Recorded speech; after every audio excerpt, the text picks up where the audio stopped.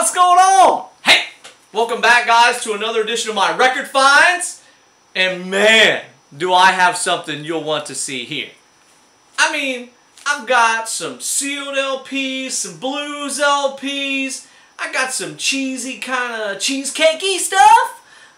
I got a few other lines in the middle, but I got a holy grail. I do. It's in here, and I'm going to show it to you. A holy grail.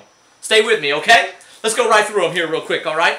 Got the little, bought a box of LPs. And there was some mixed bag of stuff, some rocky kind of stuff, but there was some blues pieces, about a half a dozen or so, a couple of them just like this, little reissues. It's a reissue, but here's a lead belly, always nice, on a nice rainbow label, capital, stone mint there. Put 35 bucks on it. You know, on eBay, that's a $10 LP, 12 bucks. I'll retail it for 35 and sell it every day of the week. Hey, you know all that crazy New Orleans stuff everybody gets when they go on vacations and things like that. You've seen all those Barrel House Blues Band and all the Firehouse Band and all that. Well, here's Toni Palenti, but the really cool thing of it is it's autographed. And here's another one. And it just says Best Wishes.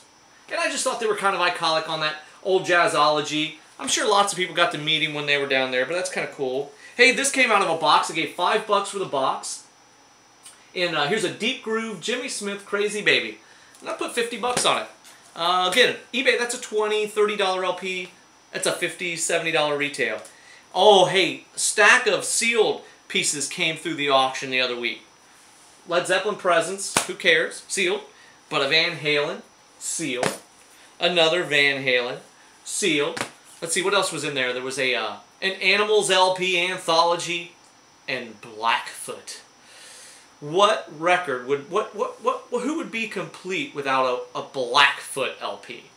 But I have it. I believe Blackfoot Strikes, an original title as well. Oh, and Omni Music. I don't have one of these. You breakers, DJ mixers, funk soul people.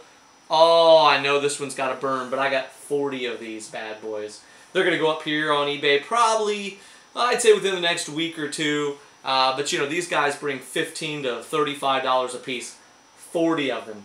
Maybe there might be 35, but they're all mix, beat, break stuff. And you can look for those. This is kind of cool. This is for a whole $1. A signed Dave Clark 5. And it says, "To Mary. Thought you might like this for old time's sake. Dave Clark." Pretty cool, isn't it? Pretty cool. Hey, you ever heard of the private press kind of stuff? How about cheesy 80s bands? I have no resemblance of anything like that. Well, okay, maybe I did. Out of Columbus, Ohio. I mean, if this doesn't say, "Oh my gosh, I'm a poser, but I rock," here's Love Gun. I put this starting price at $25. Last one sold, I think, a few months ago for $57. Kind of cool. Hey, that came out of a Half Price Records bookstore in their cheap 50-cent department. This is great. Who would have ever thought anything on Polydor Mercury would be collectible? But this is some awesome music. DeWayne Eddie does Bob Dylan. My only question is which one's Bob Dylan? Okay. So here, oh, this felt good when I found it. Oh, this has got that little flimsy kind of a thing. It's an English import, and I pulled it out, and I'm like, oh, be the original pressing, and it's not. It's a later issue. It's on the Butterfly, but it's still probably 30 bucks. Hey, here's a Petty Girl. There's my cheesecake cover. These are always nice. I found this for $2 in a antique shop. And then I'm walking along one day, one afternoon, I'm walking along, and I have bought nothing an entire day. And guys, I buy and sell for a living, so I shop an entire day sometimes. I've probably been through 20 shops. Goose egg, nothing. But I found Captain Sky, and there's about 100 soul LPs, and I start flipping through. And I'm pulling stuff out. Some of it's beat to death, as you can imagine. This was real clean. Here's a good Lattimore. Yeah. Hey, and you know what happens every time you come along something that says Super Funk Incorporated. You don't leave it. You pick it up. This is about the 3rd or 4th copy of this I've had. They're, what, normally 30, 40 bucks. Sometimes they're 20. But real clean. And then as I'm flipping through, you know, all these, of course, what do I hope to find? But something from Indiana. Something that just says, oh my gosh. And there it is. Uncle Funkenstein. The Holy Grail.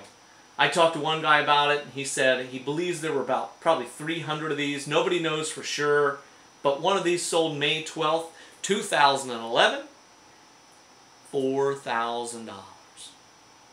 Yes! $4,000. Yes! Hey, there's a reason it's $4,000.